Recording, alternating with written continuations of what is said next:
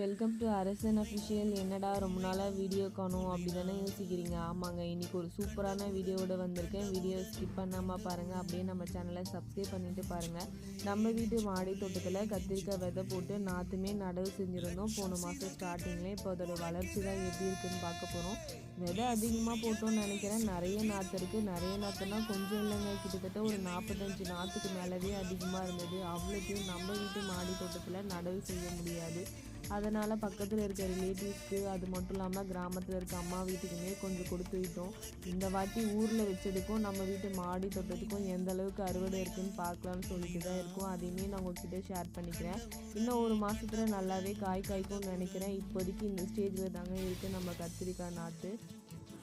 ஒரு 3 மாதத்துக்கு முன்னாடியே கலவையெல்லாம் ரெடி பண்ணி வச்சதுனால ரொம்பவே ஈஸியாக போயிடுச்சு.